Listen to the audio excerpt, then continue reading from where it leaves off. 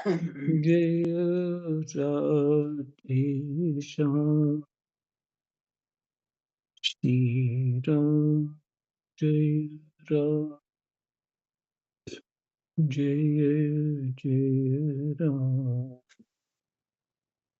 राधे श्याम जय राधे श्याम। श्री गणेशाय नमः। श्री सीतारामाभ्यां नमः। श्री हनुमते नमः। श्री उमापतये नमः। श्री गुरुवे नमः। सब संतन की जय जय। जय जय सीताराम राधे श्याम।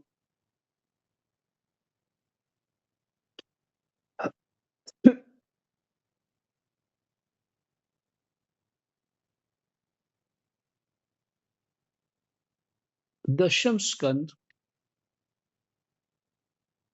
83वां अध्याय।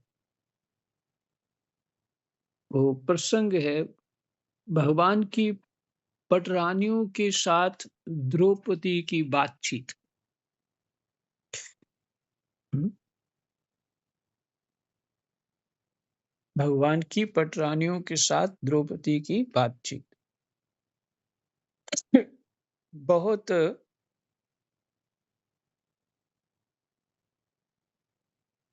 खैर भागवत जी में एक एक शब्द जो है वो तो अमृत स्वरूप है। भागवत जी का कोई भी पाठ करते हैं हम लोग, उसमें एक गहरा एक आनंद सा सुख सा अनुभव होता है। और इसमें जो उच्चतम स्तर उच्चतम स्तर की जो व्याख्या है, किसी का अनम्यूट है, म्यूट कर ले। उच्चतम स्तर की जो व्याख्या है,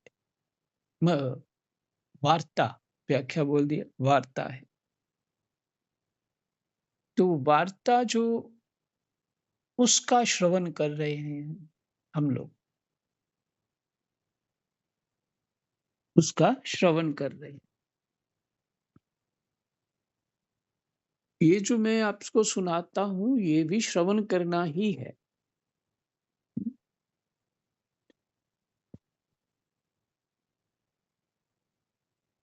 तो उस जो उच्चतम स्तर की जो बात है, इससे जो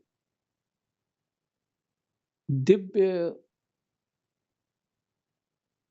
भगवान के प्रेमी भक्त हैं, जो इतनी गहरे भगवान से जुड़े हुए हैं, उन उन सब की वार्ता है।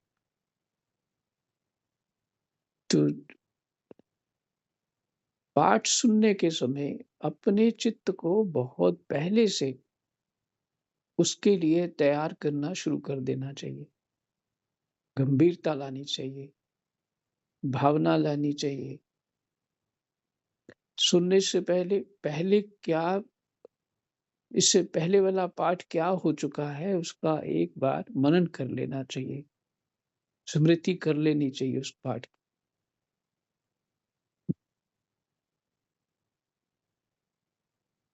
भगवान की इच्छा से अब तो मिल रहा है, अब कब क्या होगा कुछ पता नहीं है, तो इसलिए इस पल कोई व्यर्थ न चला जाए।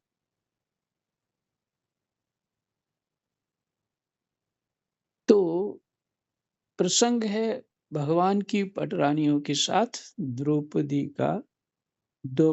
की बातचीत। कृष्णाय वासुदेवाय हरये परमात्मने प्रणतः क्लेशनाशाय गोविन्दाय नमो नमः।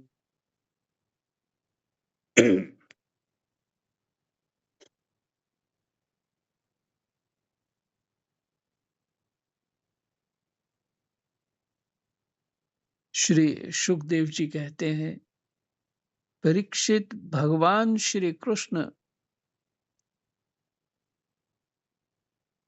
ही गोपियों को शिक्षा देने वाले। भगवान श्री कृष्ण ही गोपियों को शिक्षा देने वाले और वही उस शिक्षा के द्वारा प्राप्त होने वाली वस्तु हैं।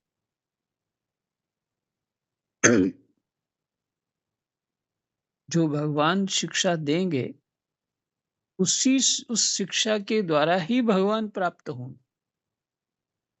है ना, कैसी अद्भुत बात है। भगवान ही शिक्षा देंगे और भगवान ही प्राप्त होंगे। इसके पहले जैसा कि वर्णन किया गया है, भगवान श्री कृष्ण ने उन पर महान अनुग्रह किया। अब उन्होंने धर्मराज युधिष्ठिर तथा अन्य समस्त संबंधियों से कुशल मंगल पूछा। भगवान श्री कृष्ण के चरण कमलों का दर्शन करने से ही उनके सारे अशुभ नष्ट हो चुके थे। अब जब भगवान श्री कृष्ण ने उनका सत्कार किया, कुशल मंगल पूछा, तब वे अत्यंत आनंदित होकर उनसे कहने लगीं, भगवन, बड़े-बड़े महापुरुष मन ही मन आपके चरणारविंद का मकरंद रस पान करते रहते। बड़े-बड़े महापुरुष कभी-कभी उनके मुख कमल से लीला कथा के रूप में वह रस छलक पड़ता है।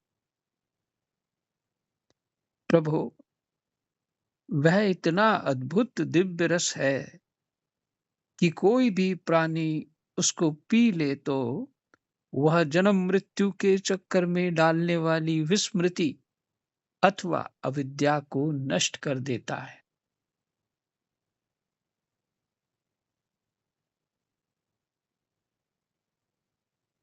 जन्म मरण माने जन्म मृत्यु के चक्कर में डालने वाली विस्मृति शब्द को जरा ध्यान दीजिए। विस्मृति अथवा उसी का नाम है अविद्या को नष्ट कर देता है। फिर से सुने, भगवान बड़े-बड़े महापुरुष मन ही मन आपके चरणारविंद का मकरंद रस पान करते रहते हैं। कभी-कभी उनके मुख कमल से लीला कथा के रूप में वह रस छलक पड़ता है। प्रभु, वह इतना अद्भुत दिव्य रस है। क्या भगवान की लीला कथा का जो रस है कि कोई भी प्राणी उसको पी ले तो वह जन्म मृत्यु के चक्कर में डालने वाली विस्मृति, भगवान को भूलना, यही है विस्मृति। डालने वाली विस्मृति अथवा अविद्या को नष्ट कर देता है। तो ऊपर जो सुबह हमने अध्याय पूरा किया, उसमें गोपियां भगवान से यही याचना करती हैं, आपके चरण कमल एकमात्र ही अवलंबन हैं। प्रभु, आप ऐसी कृपा कीजिए कि आपका वह चरण कमल घर गृहस्थ के काम करते रहने पर भी सदा सर्वदा हमारे हृदय में विराजमान रहे। हम एक क्षण के लिए भी उसे ना भूलें। और यही तो मांगा। और भगवान सुखदेव बता रहे हैं कि भगवान ने उपदेश दिया भगवान को ही प्राप्त करने के लिए। थोड़ा आप लोग विचार करेंगे ये बात क्या है, क्योंकि कुछ प्रश्न आपके चित्त में रह जाएं तो खोजेंगे तो चित्त परमात्मा में लगेगा।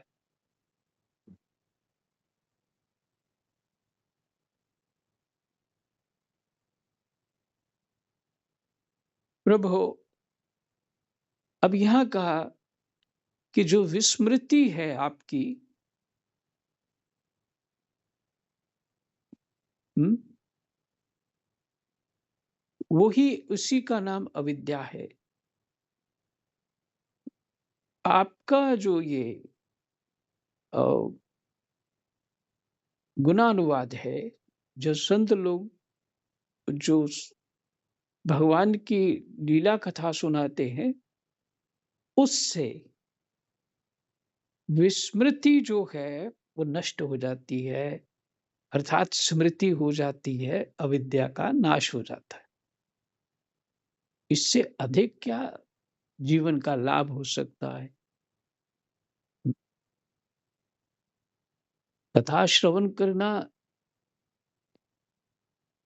सबकी समझ से परे है कि वो बात लोगों को समझ ही नहीं आती है। यही बोलते हैं, देखो, लो अब लग गए कहानियाँ सुनने। हुँ, इससे क्या होना है? कुछ कर्म करो, भगवान कर्म से खुश होना है। जैसी बुद्धि होगी वैसा प्रवचन करने लग जाएँगे। तो कर्म को पूछ लो, भाई भाई तुम तो कर्म ही करते हो, कर्म क्या होता है वही बता दो, धर्म क्या होता है यही बता दो। वहाँ इल्ले कुछ पता नहीं। फिर यही होता है, किसी को दुःख नहीं देना, ये नहीं करना, वो नहीं करना, अपने ढंग की 4 वो बातें सुना देते हैं दूसरे। पर जो वो ऐसा बोलते हैं वही ऐसा मौके पर चौका मारते हैं झूठ का। तो बिना बिना सच्चे हृदय से जीव कोई भी धर्म कर्म कर ही नहीं सकता है। और वो सच्चाई तभी प्राप्त होती है जब सत्संग प्राप्त होता है। ऐसे नहीं हो पाती, कुछ नहीं हो पाता है। भगवान की लीला कथा सुने बिना, और ये ये जो कथाएं, ये स्टोरियां नहीं, ये कथाएं ही भगवान है। ये बहुत देर बाद समझ आती। हनुमान जी कभी नहीं छोड़ते भगवान की कथाएं। अच्छा, ब्रह्मा विष्णु शंकर भी नहीं छोड़ते, पुराणों में ऐसा वर्णन है, वो भी नहीं छोड़ते। तो सिर्फ हम ही महापुरुष हैं जो सब कुछ छोड़ सकते हैं।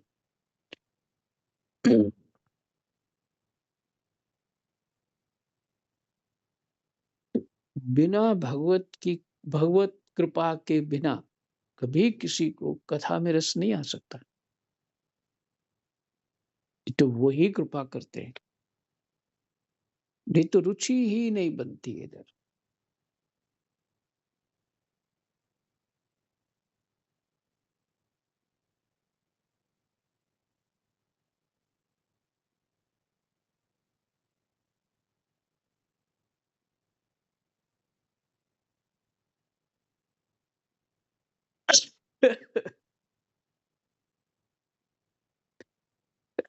राम, उसी रस को उसी रस को जो लोग अपने कानों के दोनों में भर भर कर जी भर पीते हैं, उनके अमंगल की आशंका ही क्या है।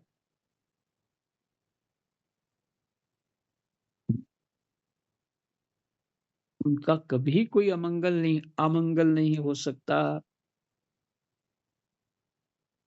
भगवान आप एक रस ज्ञान स्वरूप और अखंड आनंद के समुद्र हैं।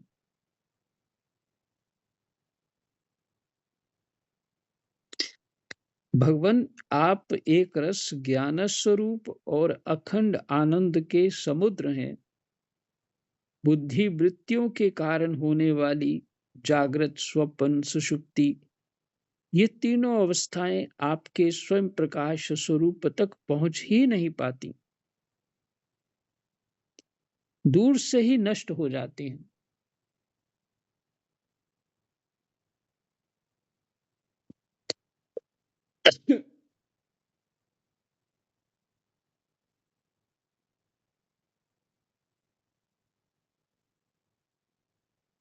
आपके स्वयं प्रकाश स्वरूप तक पहुँच ही नहीं पाती।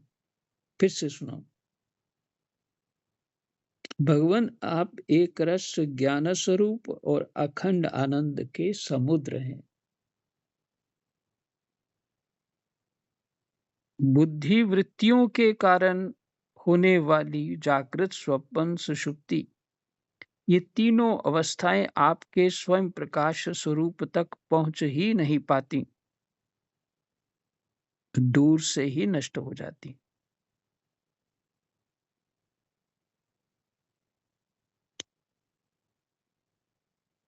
ये तीन अवस्थाएं हमारी रहती हैं, क्योंकि हम जीव जो हैं बुद्धि वृत्तियों में रहते हैं। वो तीन वृत्तियां क्या हैं? जागृत, जो भी अवस्था है हमारी ये जागृत है। स्वप्न, स्वप्न को तो आप समझते ही हैं। सुषुप्ति, गहरी निद्रा। ये बुद्धि की तीन वृत्तियां हैं जो होती रहती हैं, बदलती रहती। इसके साथ अगर स्वप्न में हो तो फिर जागृत और सुषुप्ति में नहीं हो, और अगर जागृत में हो तो फिर स्वप्न सुषुप्ति में नहीं हो, अगर सुषुप्ति में हो जागृत स्वप्न में नहीं। एक साथ नहीं चलती, अलग अलग चलती और समय समय पे चलती।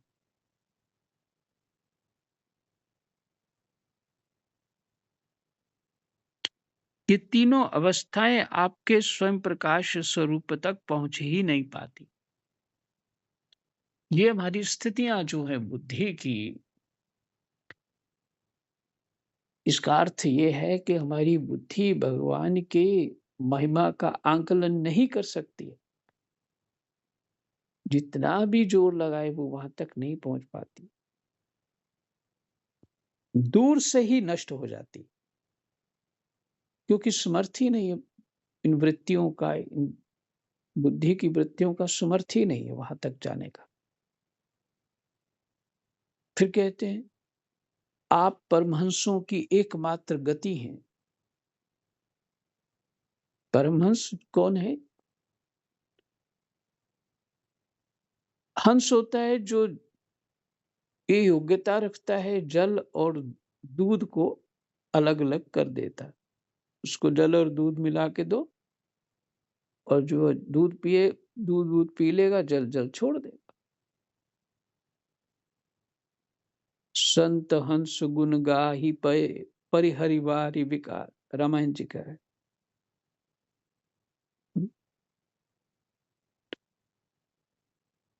और वारी विकार मैंने, पानी मैंने जल है जो, वो वारी उसको बोलते हैं।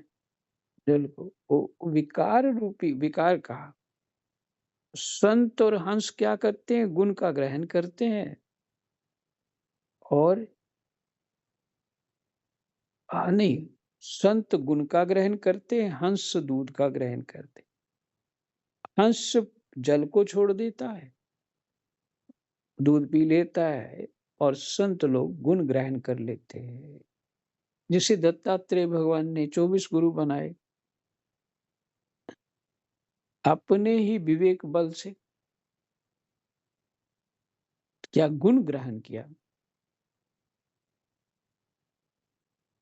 तो परमहंस उसको कहते हैं जो गुण ग्रहण करते हैं और विकार को और सब बातों को छोड़ देते,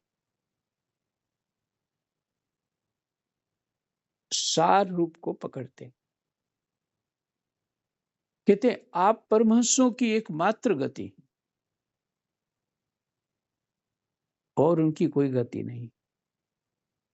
समय के फेर से वेदों का ह्रास होते देखकर उनकी रक्षा के लिए आपने अपनी अचिंत्य योग माया के द्वारा मनुष्य का सा शरीर ग्रहण किया है। हम आपके चरणों में बार बार नमस्कार करते हैं।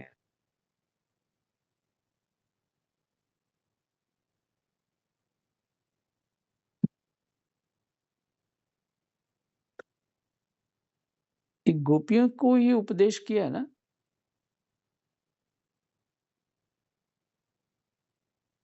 और फिर इसके बाद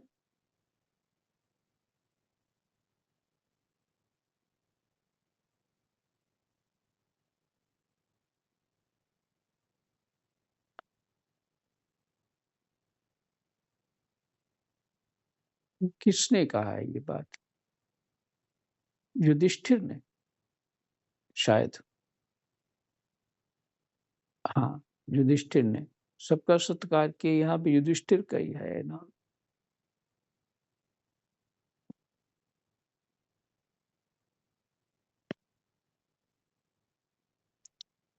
हाँ,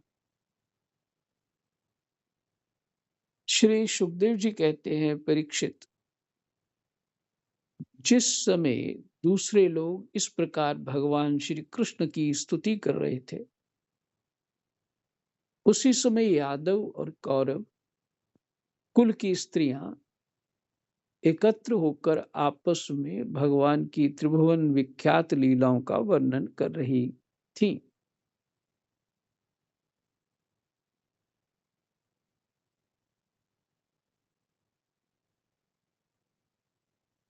जिस समय दूसरे लोग इस प्रकार भगवान श्री कृष्ण की स्तुति कर रहे थे, उसी समय यादव और कौरव कुल की स्त्रियां एकत्र होकर आपस में भगवान की त्रिभुवन विख्यात लीलाओं का वर्णन कर रही थीं।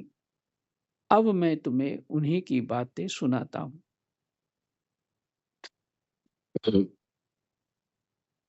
ये तो सब दिव्य दृष्टि से व्यास जी ने देखा और ग्रंथ रचना करी, और ये ग्रंथ जो दिया है सुखदेव जी को।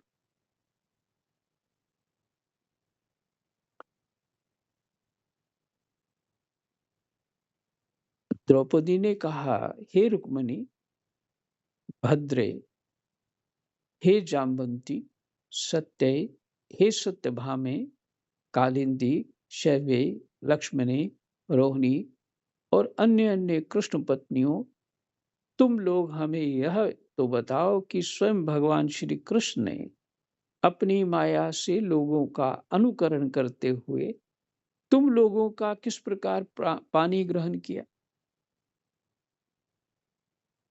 तुम लोग हमें ये बताओ कि स्वयं भगवान श्री कृष्ण ने अपनी माया से लोगों का अनुकरण करते हुए, मैंने मनुष्य शरीर का अनुकरण करते हुए, तुम लोगों तुम लोगों का किस प्रकार पानी ग्रहण किया, मैंने विवाह कैसे हुआ। रुक्मणी जी ने कहा, द्रौपदी जी, जरासंध आदि सभी राजा चाहते थे कि मेरा विवाह शिशुपाल के साथ हो। इसके लिए सभी शस्त्रास्त्र से सुसज्जित होकर युद्ध के लिए तैयार थे, परंतु भगवान मुझे वैसे ही हर लाए जैसे सिंह बकरी और भेड़ों के झुंड में अपना भाग छीन ले जाए। क्यों ना हो, जगत में जितने भी अजय वीर हैं, उनके मुकुटों पर इन्हीं की चरण धूलि शोभायमान होती है। द्रौपदी जी, मेरी तो यही अभिलाषा है कि भगवान के वे ही समस्त संपत्ति और सौंदर्य के आश्रय चरण कमल जन्म जन्म मुझे आराधना करने के लिए प्राप्त होते रहें, मैं उन्हीं की सेवा में लगी रहूं।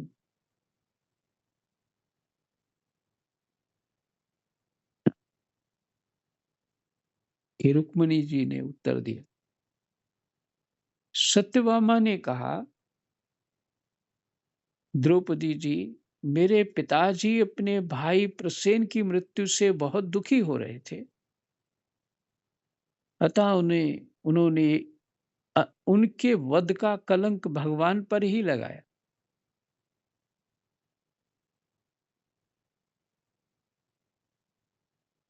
जो उनके पिता थे, उनके भाई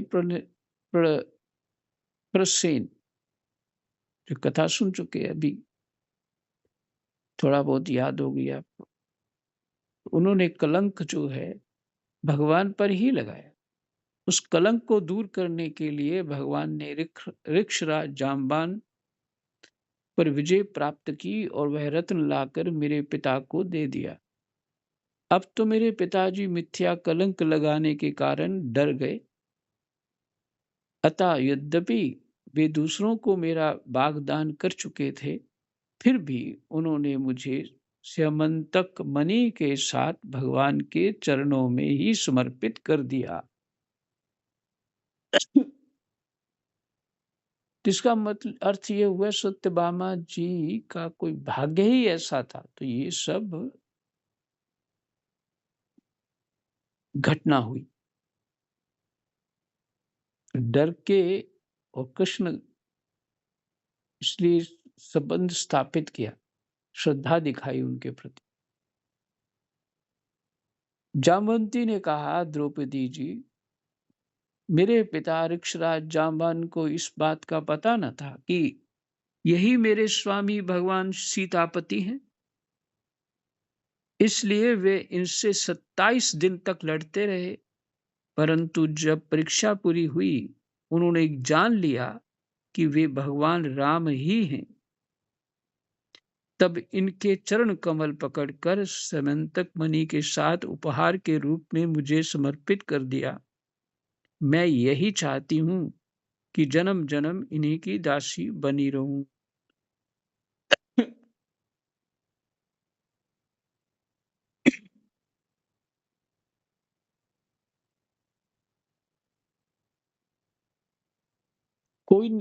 ये कोई भी स्थिति घटती है जीवन में किसी व्यक्ति के साथ भी, तो उसका कोई कारण होता है।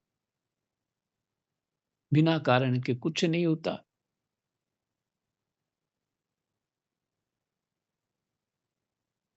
क्योंकि विश्व जो है कर्म प्रधान है। तो अदृष्ट जो है माने प्रारब्ध जो है वो अपना रास्ता बनाता है इन घटनाओं के माध्यम से। तो सत्यभामा जामवती जी ने कह दिया, युद्ध हुआ। फिर अपनी पुत्री जामवंती को दे दिया। कालिंदी ने कहा, द्रौपदी जी, जब भगवान को ये मालूम हुआ कि मैं उनके चरणों का स्पर्श करने की अभिलाषा से तपस्या कर रही हूँ, तब वे अपने सखा अर्जुन के साथ यमुना तट पर आए और मुझे स्वीकार कर लिया। मैं उनका घर बुहारने वाली उनकी दासी हूँ।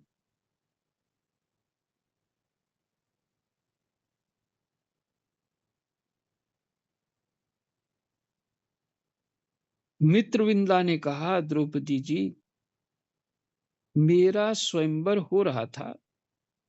वहां आकर भगवान ने सब राजाओं को जीत लिया और जैसे सिंह झुंड के झुंड कुत्तों में से अपना भाग ले जाए, वैसे ही मुझे अपनी शोभामयी द्वारकापुरी में ले आए।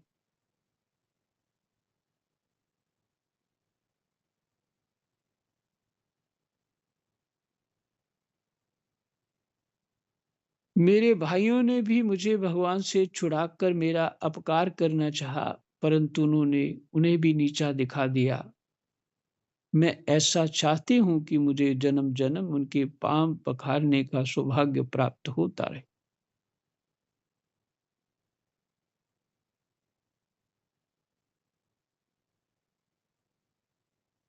तो सोचिए 16,108 रानियां थीं, तो वहां पे तो दूसरा महाभारत खड़ा हो जाता। तो कुछ साधारण लोग तो ये थे नहीं। ये सब भगवान के भक्त हैं। तो जिस जिस भाव से उन्होंने, कोई ईर्ष्या नहीं, तात्पर्य ये हुआ।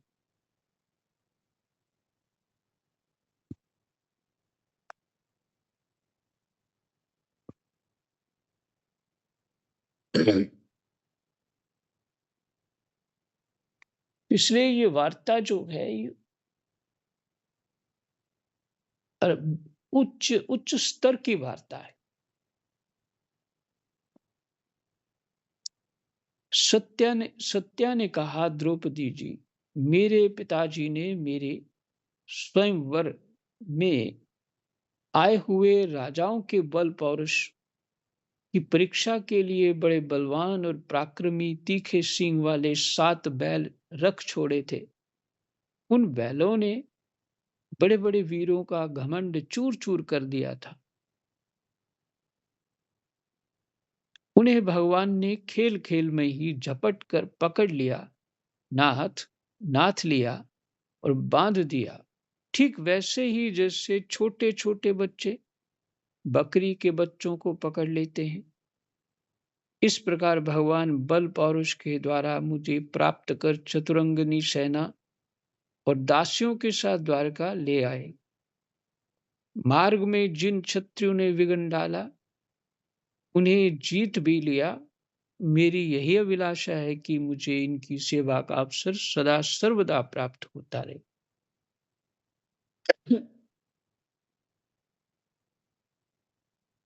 भद्रा ने कहा, द्रौपदी जी, भगवान मेरे मामा के पुत्र हैं। मेरा चित्त इन्हीं के चरणों में अनुरक्त हो गया था। जब मेरे पिताजी को ये बात मालूम हुई, तब उन्होंने स्वयं ही भगवान को बुलाकर अक्षोनी सेना और बहुत सी दासियों के साथ मुझे इन्हीं के चरणों में समर्पित कर दिया। मैं अपना परम कल्याण इसी में समझती हूँ कि कर्म के अनुसार मुझे जहां जहां जन्म लेना पड़े, सर्वत्र इन्हीं के चरण कमलों का संस्पर्श हो प्राप्त होता रहे।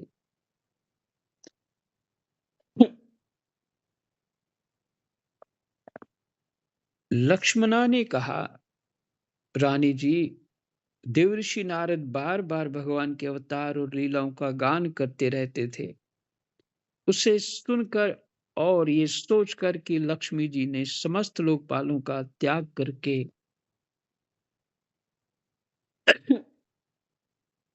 भगवान का ही वर्ण किया, मेरा चित्त भगवान के चरणों में आसक्त हो गया। साध्वी, मेरे पिता बृहत्सेन मुझ पर बहुत प्रेम रखते थे।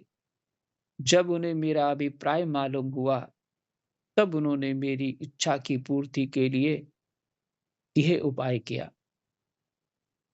महारानी, जिस प्रकार पांडव वीर अर्जुन के प्राप्ति के लिए आपके पिता ने स्वयंवर में मत्स्य वेद का आयोजन किया था, उसी प्रकार मेरे पिता ने भी किया। आपके स्वयंवर की अपेक्षा हमारे यहाँ ये विशेषता थी कि मत्स्य बाहर से ढका हुआ था, केवल जल में ही उसकी परछाई दिख पड़ती थी। जब ये समाचार राजाओं को मिला, तब सब ओर से समस्त अस्त्र शस्त्रों के तत्वज्ञ हजारों राजा अपने अपने गुरुओं के साथ मेरे पिताजी की राजधानी में आने लगे। मेरे पिताजी ने आए हुए सभी राजाओं का बल पौरुष अवस्था के अनुसार भलीभांति स्वागत की सत्कार किया।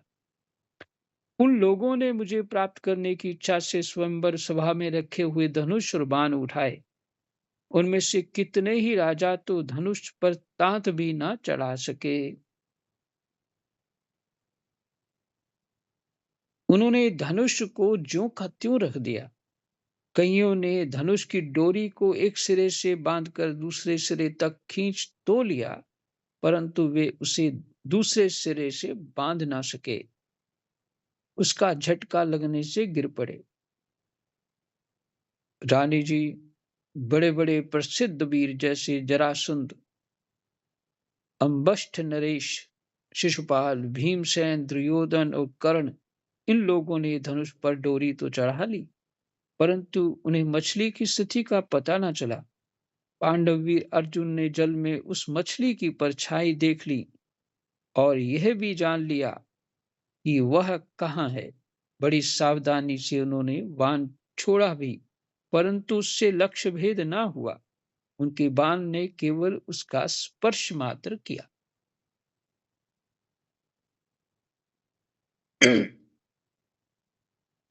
रानी जिस प्रकार बड़े-बड़े अभिमानियों का मान-मर्दन हो गया, अधिकांश नरपतियों ने मुझे पाने की लालसा एवं साथ ही साथ लक्ष्य भेद की चेष्टा भी छोड़ दी।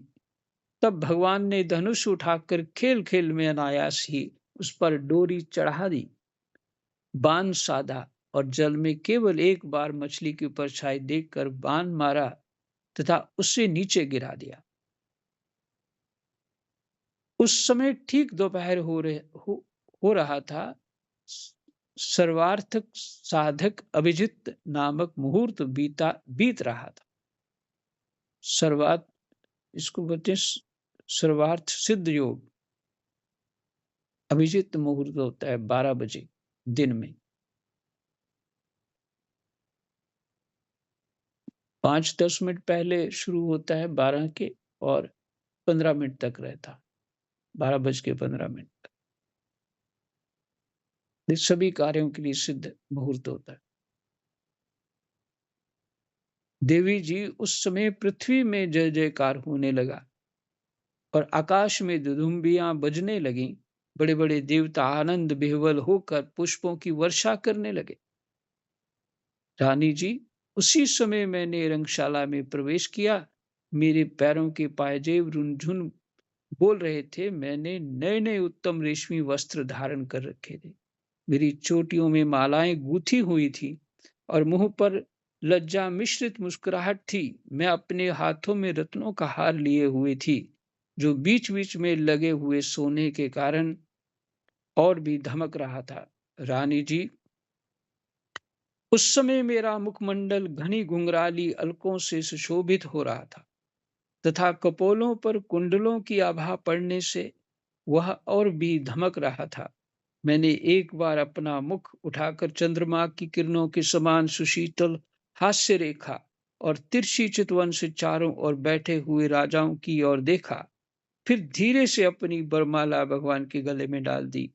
यह तो कह ही चुकी हूं कि मेरा हृदय पहले से ही भगवान के प्रति अनुरक्त था। मैंने ज्यों ही वरमाला पहनाई, त्यों ही मृदंग, पखावज, शंख, ढोल, नगारे आदि बाजे बजने लगे। नट और नर्तकियां नाचने लगी, गवैये गाने लगे। आज उत्सव होने दो, यही विश्राम करते। जय जय सीताराम। राधे श्याम। कृष्णाय वासुदेवाय हरये परमात्मने प्रणतः क्लेशनाशाय गोविन्दाय नमः। जय जय।